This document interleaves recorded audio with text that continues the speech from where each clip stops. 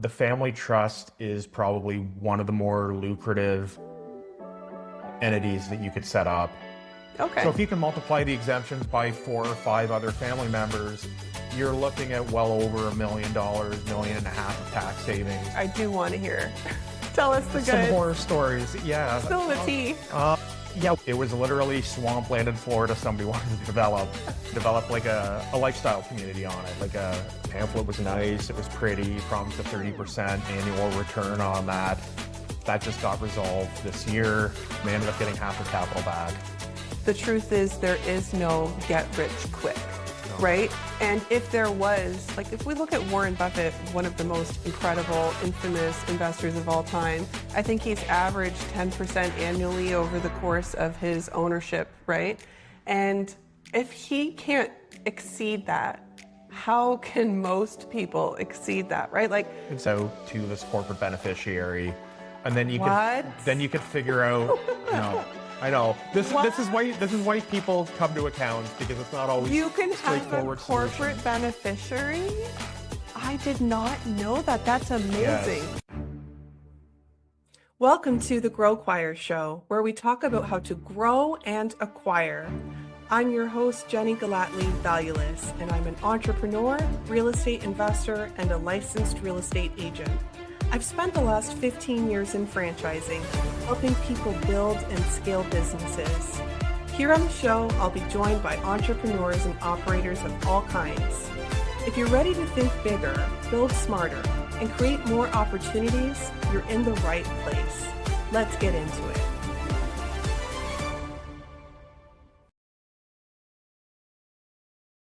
Hi, everyone. Thank you so much for tuning in and for watching. My favor to ask of you right now is to click the subscribe button so that the show can continue to grow. And this is something free for you to do wherever you're listening or watching, and will help me bring on bigger guests and engaging conversations that interest you. So I would really appreciate your support. Thank you so much, and let's get back to the episode. Hi, everyone, and welcome to the GROWQUIRE show. My name is Jennie Gellatly-Valiulis, and I'm really excited today because I'm actually sitting down with my own accountant, Greg Sawatsky, who is from Pettinelli Mastroluisi firm here in Ontario. Welcome to the show, Greg. Great, thank you for having me today. You know, I'm so thrilled. I was thinking about this as I was getting ready for today. Like most people, I grew up without someone giving me financial advice, without someone teaching me finances. So I think for me, it's a personal privilege to be able to sit down with someone like you and spend time learning. You know, so you've been my accountant, I think, since 2020. Yes. Or 2021, Yeah. one of those years. And we've never sat down like this before. No. You know what? COVID really changed a lot of how people interact in the business, because even a lot of people I meet with in person before have just changed to email, text, video conference, and they just got used to that because of COVID. So this is way more preferable to actually get human interaction, because there's a lot of vibes that you can't pick up over text, over email, over video call and things like that. So it's a privilege to be here, and I'm happy to be here in person. Exciting. Well, let's jump into the Okay. discussion. So what got you interested in accounting in the first place? This is an odd story. It was actually one of my childhood friends, since we were in elementary school, were actually talking about becoming accountants, starting our own firm, and basically being accountants for life and working together. That never ended up unfolding. In high school, he ended up going the science route, and I kept going on the accounting route, but it was kind of always something that, oddly enough, I wanted to do since I was a kid. Why? I don't know, but there was a profession that always drew me. It was probably, you know, the cliche numbers, the cliche money, that kind of thing. But Follow the money. exactly. But yeah, no, it's always been kind of what my goal was since I was a kid, oddly enough. I don't know a lot of people that say when I was a child, I was dreaming of being an accountant. I know. It was normally didn't want to be a fireman, didn't want to be a policeman. I wanted to be an accountant. Here I am. I love that for you. I love it. Well, so tell us a little bit, our show here, GROWQUIRE show, So made up word into one blended word. But Yeah. the purpose of the show is really to talk about personal development and growth and how that turns into then acquiring or creating something. Okay. And I really like sitting down with entrepreneurs. So most of my audience are entrepreneurs or people just generally interested in entrepreneurship. Okay. So with that in mind, I would love to know from you, what are some of the most common misconceptions that entrepreneurs make about their accounting and their bookkeeping? I would say these will tie in together. One is that it's not very important. You'd be surprised how many clients we see that don't keep up-to-date books and records, that they finally have a picture of their annual financial results after we prepare that for them. So we still see the cliche shoeboxes, but it's people that Shoebox. we actually do. And you know what? We actually had one client that would... Here's my receipts from the last 3 years. It's like just in one big box. We had one client that would purposely buy expensive shoes and keep the shoebox and bring it in every year and tell us about it, that he purposely did that. So it's a cliche, but it still happens. Okay. You'd be shocked. But they don't keep up-to-date financial records during their period, so they have really no idea how they're progressing during the year. There's no monitoring, and we're the ones that are doing that at the end of the year. So it's hard, in my opinion, it's hard to run a business if you don't know how you're progressing throughout the year. And by the time we're doing the financial statements, it's already a year past plus. So you're really operating in the past, not trying to be a little proactive there. So that's one common area we see where, people underestimate the importance of good accounting records and good bookkeeping records, that it's more common than you would think. It is so common. Yeah. Oh, the one other thing too is a lot of the ones that do it try to do it themselves or have family members do it. Classic. Yeah. Which is great if your family member has some bookkeeping training or some accounting training, but a lot of them don't. And those tend to be the records that are a little more messier and let's say inaccurate, more so than other things. So I think they even underestimate when they do try to keep the records, who's doing it, how qualified that person is. Think it's something you can do with very little training, but it's very difficult to get correct if you don't have the training. Exactly. I've been working with entrepreneurs via franchising. I've been in different franchise businesses, franchising them out to people for the last 15 years. So I have a lot of experience working with entrepreneurs. I would say definitely over 80% of them do bookkeeping in-house. Yeah. And don't even have a bookkeeper, right? And to your point, like if you're not on top of your books every week, it's easy for your business to slip, right? It's amazing to me because we know a lot of businesses don't make it to even 5 years. Yeah. And bookkeeping, it's not expensive because if you're using QuickBooks Online, I have an incredibly honest, amazing bookkeeper. So she said to me, listen, Jennie, I charge X dollars an hour. It's low. I think it's low. But I'm probably too honest, was her statement to me, because she said, with QuickBooks Online, most of it is automated. So there's only a few touch points per quarter that you're really going to need from me. And she doesn't charge me a ton. So if you can find a bookkeeper that is honest, you're going to be using a platform like QuickBooks Online probably anyway. Yeah. It's really not expensive to be able to keep your records straight. And I don't know how people operate otherwise. I don't. For an example, a very lovely client, but they do design work. So it's job to job to job. And it's one where accounting records aren't kept no matter how many times that we recommend doing it, and I've recommended some people. Then when we get to the end of the year, she doesn't know how she did on job to job to job. And then what we're finding is, okay, what do you think your gross margin was on this job or that job? Just to give me an idea of when I put everything together, is it going to look right based on what you think it is? And pretty much every single job comes in under the gross profit that she thought it was going to be. Wow. So, speaking to that, it's until these get caught up and there's some accounting system and that put in place, it's very hard to then cost your next job, because you're always going to be carrying that thought. I'm carrying, say, a 40% margin in my head when in reality it's 20, and you're using that to build, job quotes going forward. And finally we've got her caught up and have some accurate data for the first time in probably about 5 years to try to help going forward. But this is more common than not with a lot of small business. Absolutely. Yeah. But, sorry, I was going to say, and it is the importance of the accounting records, because if this was caught, years ago, it probably may have changed how future jobs have been quoted and obviously, affect the profit of the corporation. Absolutely. So right when we were sitting down here, I'm going to dig into this now. It's the perfect segue, because you're like, oh, Jen, I have some horror stories for you. So share, I do want to hear. Tell us the goods. Some horror stories, yeah. Spill the tea. Yeah, what I would say is it's an old cliche. If it's too good to be true, it probably is. That surrounds a lot of the client issues that we see. Let's try to make a quick buck. Let's try to make a fast buck. I've actually had a client, cliche, 10 years ago, brought in a pamphlet, and I am not kidding, as cliche as this is the shoebox. It was literally Swampland in Florida. Somebody wanted to develop like a lifestyle community on it, on Swampland. On Swampland. Pamphlet was nice. It was pretty. Promised a 30% annual return on that.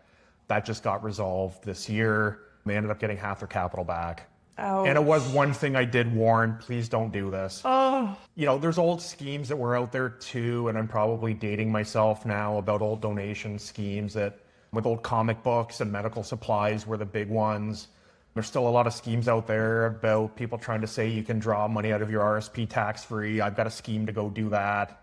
That's one thing the CRA has put on their website is one to watch out for. But, it's a lot of, like I said, it's a lot of things that it looks fantastic on paper, but they're still out there because people still fall for them. So yeah, it's just trying to keep some type of skepticism up there that, again, if it looks great, those are the ones you want to be more skeptical on and not just kind of dive in and go for it. But it still happens. It still happens a lot. You're right. And social media, I say this all the time, but social media has completely distorted our perception of how you can get rich and how you can get wealthy. The truth is there is no get rich quick, right? And if there was, if we look at Warren Buffett, one of the most incredible, infamous investors of all time, I think he's averaged 10% annually over the course of his ownership, right? And if he can't exceed that, how can most people exceed that, right? Exactly. Where's the logic in that, right? So, yeah, but you're right. People fall for it. And these ads talking about, just do these 5 things in the next 30 days and you're going to have $10,000 in revenue and build an amazing business and you're going to live somewhere tropical and only work 2 hours a week. Can we just stop with the madness, you know? If it was that easy, I would be there. I would be there. We'd be in bathing suits. We would be on a beach with some mimosas, having a cheers and being very happy with life. So give some examples of, I know how much money you have saved me, even in the last 12 months. And people go, oh, well, my accountant's too expensive. It's too expensive to do that. It's too expensive to have someone do so many people don't even get their year-end financial statements. Yeah. And I'm like, a notice to reader is not expensive. An audited one, sure, but if you get your basic one, it's not exorbitant, right? And you need it. Yeah. So I don't know how people are getting their financing, refinancing, and moving funds around if they're not doing something as basic as that. You'd be surprised how many people need a catch up because they are going to go get financing and things like that, that maybe they're, a year or two behind, and kind of necessity forces it to get done rather than it just being done as part of managing your business and knowing your numbers and things like that to better operate. Crazy to me. Yeah. You need financial statements. So I know how much money you've saved me. What I want to hear, I want you to spill the tea here a little bit. I want to hear the good stuff. What are some examples of the highest amounts of tax savings that you have uncovered for your clients? And I want to hear the spectrum. I want to hear like via a trust, via a holding company, and like personally income taxes. The family trust, especially when you've got a Canadian private corporation, Canadian controlled private corporation, and you're looking to sell, the family trust is probably one of the more lucrative entities that you could set up, because one of the most lucrative tax incentives is the lifetime capital gains exemption. And to be able to use your lifetime capital gains exemption, there's multiple tests, but one of them is the shares have to be owned by an individual, and they've got to be what's called qualifying small business corporations. But to oversimplify this, it's got to be a Canadian controlled private corporation. So where the trust comes in handy is when we know we have clients that have successful or will have successful businesses, to implement a family trust to be the shareholder directly of that corporation, knowing that when that corporation is sold down the road, depending on who they add in their family trust, we can multiply lifetime capital gains exemptions between, spouses and children are the most often taxpayers that we use to do that. Yes. And we've had some deals where, they've had a multitude of children, and their wife. So we've been able to access, 4 or 5 capital gains exemptions. I've seen some other Let's talk dollars. I want to hear Dollars? the cheddar. What's the cheddar amount? Pretty much tax rate wise, currently in Ontario, what tax savings each lifetime capital gains exemption is worth, and I'm rounding a little bit just to make the math easier, about $300,000 per exemption. Okay. So if you can multiply the exemptions by 4 or 5 other family members, you're looking at well over $1 million, $1.5 million of tax savings. Per person.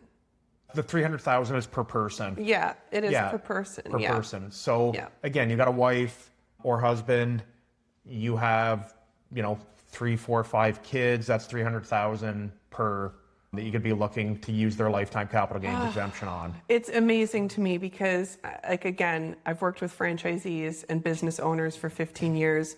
Most of them do not have trusts set up, right? Yeah. Most of them just have a holding company, and, their holding company owns their shares within the company that owns the company, the business. But there's very few entrepreneurs that actually leverage trusts. Yeah. And it's wild to me because the ones that have gotten diversified and have scaled their portfolios are typically the ones we see that have the trusts as the shareholders.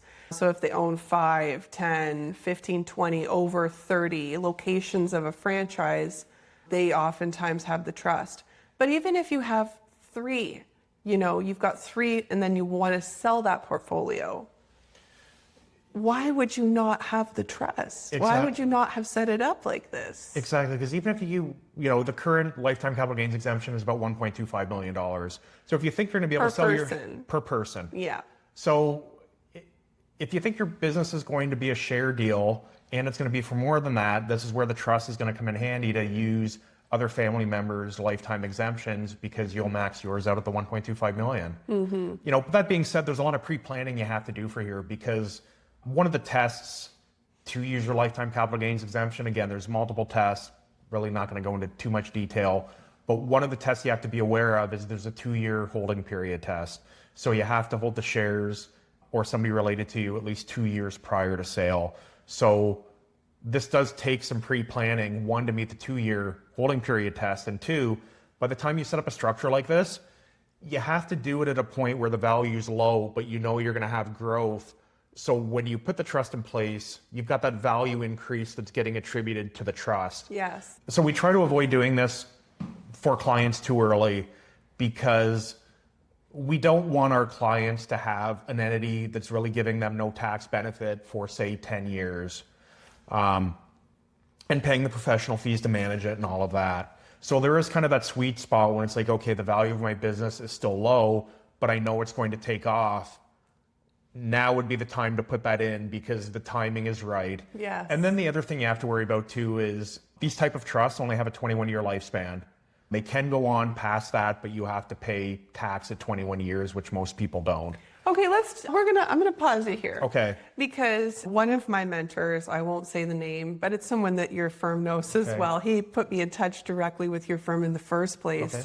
That's how I got in touch with you. So he has a pretty large portfolio of holdings, and he found a way to not pay the taxes when it rolled over after 21 years.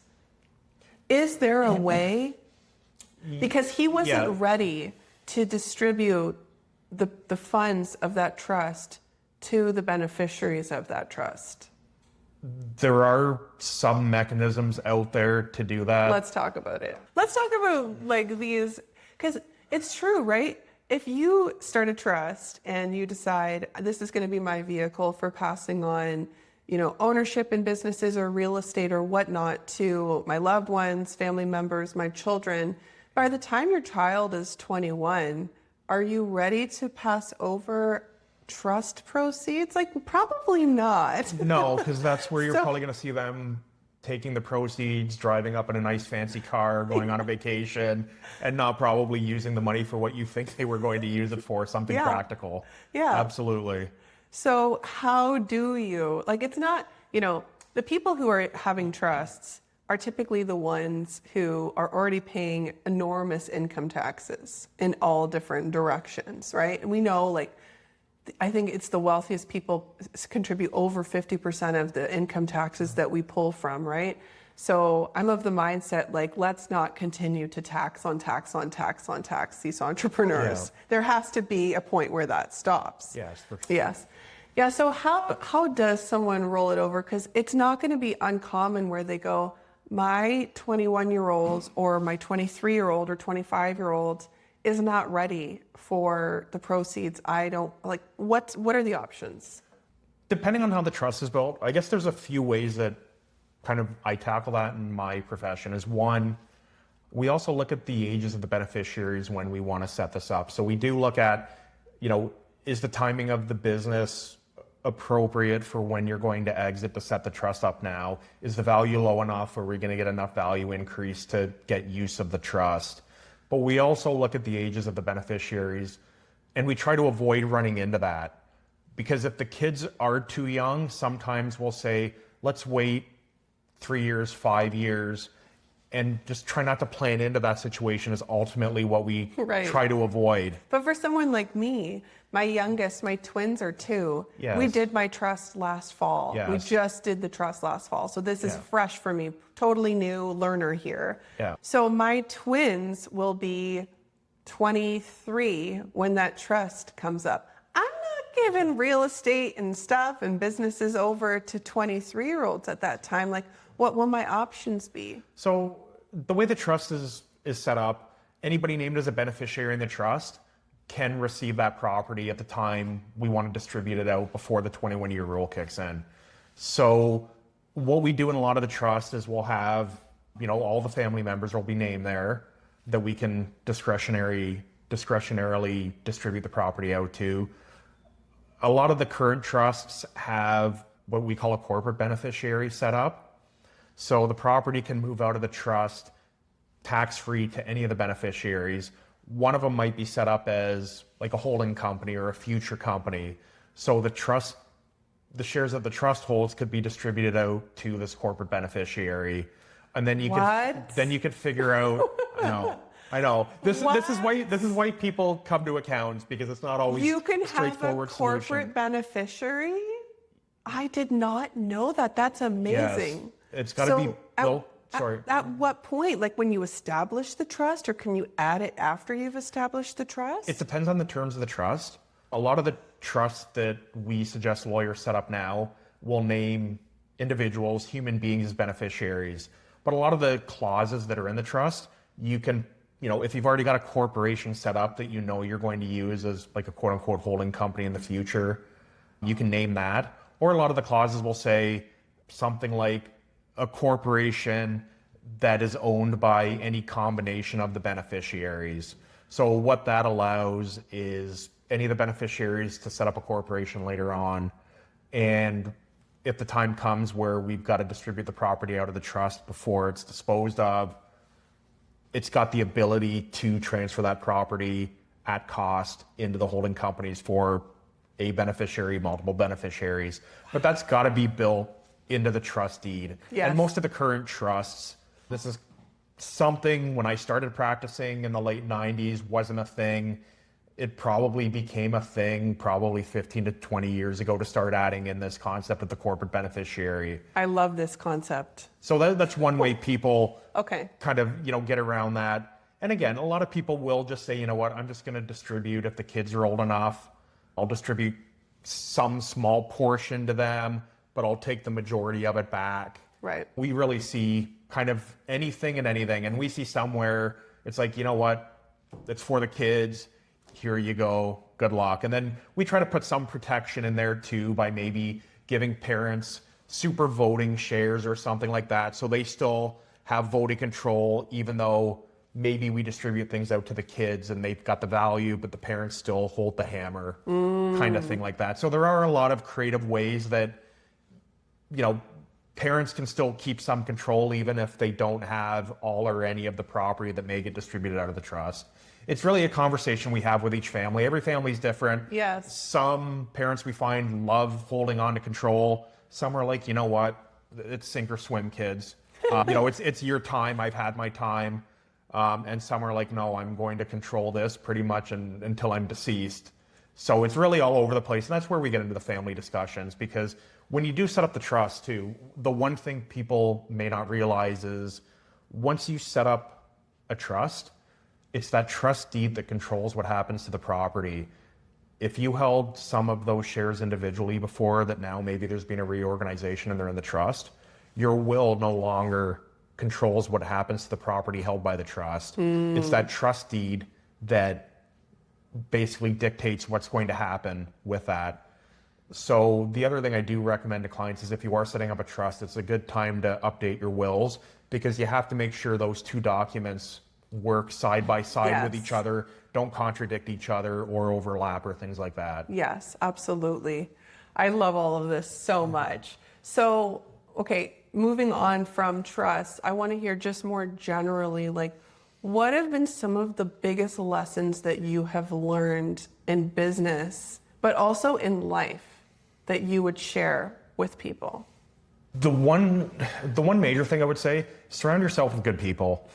Because what I have found in life is there's a lot of people that are going to cheer you on when you succeed, and a lot of people that are going to be there for you when things don't go your way or you're down. And there's also going to be a lot of people where, for whatever reason, they want to compete with you, or they don't want to celebrate in your success. Surround yourself with people that really truly care about you, and like I said, are going to celebrate your success but also be there for you when you're down. Yeah. In business, that's important. In life, family, friends, that's extremely important, is just to have that support system away from everything. That unwavering support. Yes. Yes, no matter what the conflict, what the situation, the success, the lack of success, the failure, the ride or die people. Exactly. So, and it's kind of like an old saying that's been around for a while is you are the 5 people that you hang around with the most on average. And me personally, I think that's true to some extent. So you are who you surround yourself with. So, making sure you've got people that are on your team and you're on their team as well, I find totally invaluable, because running a business, owning a business, as you know, is extremely difficult. So having people kind of in your circle that aren't fully supporting you, aren't all in, those make it even harder than it already is. Absolutely, especially if you want to grow, Yes. right? Because we grow into so many different versions of ourselves our entire lives. Yeah. And people who deeply love you and who do not have insecurities, they will allow you to regenerate and recreate yourself over and over and over again. And they're going to enjoy the ride. They're going to enjoy watching you from the stands and cheering you on, right? But people who feel insecure about you turning into a different version of yourself and what that might do or change in their life and in their reality, they might be holding on to that old version of you and not wanting you to succeed subconsciously, right?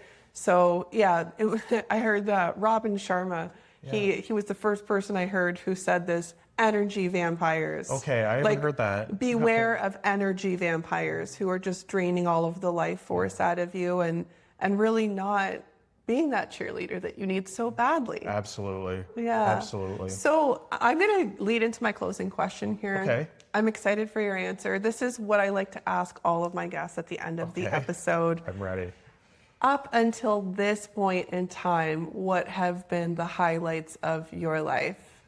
My daughter's going to be finishing university. My son's going to be starting university. Just seeing the people they've turned into and the children my wife and I have raised and the people and the adults that they're becoming. Because the one thing throughout my career I always made sure I did was to make sure I'm at their recitals, I'm at their sports games, I'm not missing any of their life events. That I know a lot of people think you can't become a business owner, you can't be a successful entrepreneur and try to balance family life, that a lot of them think it's one or the other because I have to put so much time or energy into my business.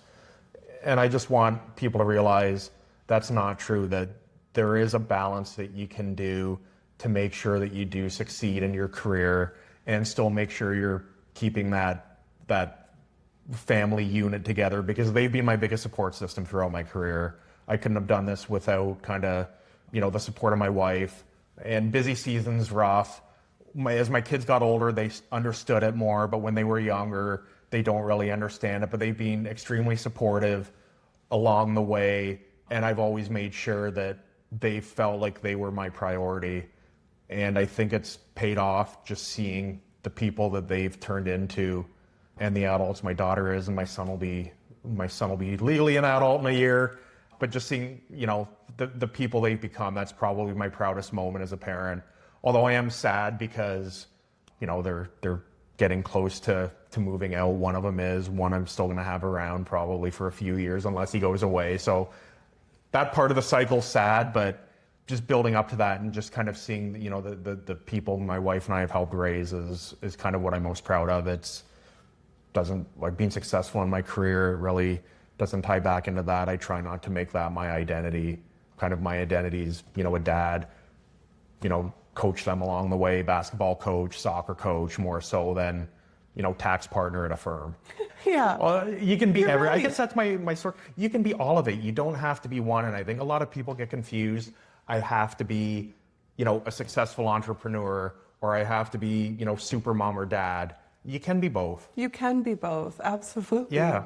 I love your answer. What's interesting to me, time and time and time again, it's the same answer from each guest in different words. And it comes down to relationships. Yeah. And you can't put that up against any measurement of success in business, right? And it's so funny you talk about coaching versus taxation. At the end of my day, I've done all these different things for work and for business, and so has my husband. And then we're sitting at the table doing some Play-Doh. Yeah. And the Play-Doh moments with the kids are the most precious moments of my day. Yeah. Right? So I love your answer. Thank you so much, Greg, for coming on the show. It's been an honor. Thank you for having me. Everybody, check out his firm, Pettinelli Mastroluisi. He is an incredible accountant, and he was definitely very instrumental for me and my family. So thanks again. Thank you. If this episode got you thinking differently about how to grow and acquire your income, then you are exactly who this is for.